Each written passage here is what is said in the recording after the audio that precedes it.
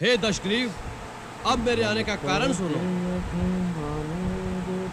मैं आपके हित और भलाई के लिए श्री रघुवीर का दूत बनकर आया हूँ। महाराज, मेरे पिता से आपकी मित्रता थी, इसलिए भी मैं आपको भली सम्मति देने आया हूँ। आपका उत्तम कुल है, आप पुलस्त्य ऋषि के पौत्र हैं।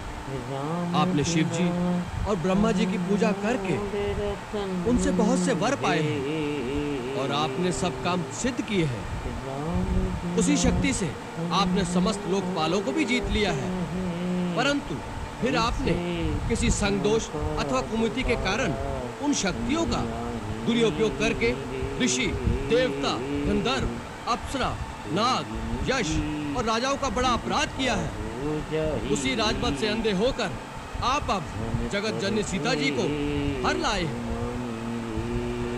जब पाप कर्म इस प्रकार अपनी पराकाष्ठा को पहुंच जाते हैं तो दैवी शक्तियों को पाप का नाश करना ही पड़ता है, परंतु उस नाश के साथ ही पापी की घोर दुर्गति होती है। उसका अंत बड़ा भयानक होता है और मृत्यु उपरांत उसकी दशा अत्यंत दुखदायी होती है। आपके पाप आज आपको उसी सीमा पर ले आए हैं। मैं आपके हित के लिए आपको यही परामर्श देने आया हूँ कि यही एक ऐसा क्षण है जब आप चाहे तो श्री राम से क्षमा मांगकर उनकी शरण में चले जाएं। श्री राम की यह आन है कि सच्चे हृदय से शरण में आने वाले के दोषों को नहीं देखते। जिसने शरण में आकर पुकारा कि मेरी रक्षा कीजिए प्रभु, मेरी रक्षा कीजिए, ऐसी आर्त पुकार सुनते ही प्रभु अपने शरणागत को अभय प्रदान कर संसार के समस्त दुखों से मुक्त कर देते हैं।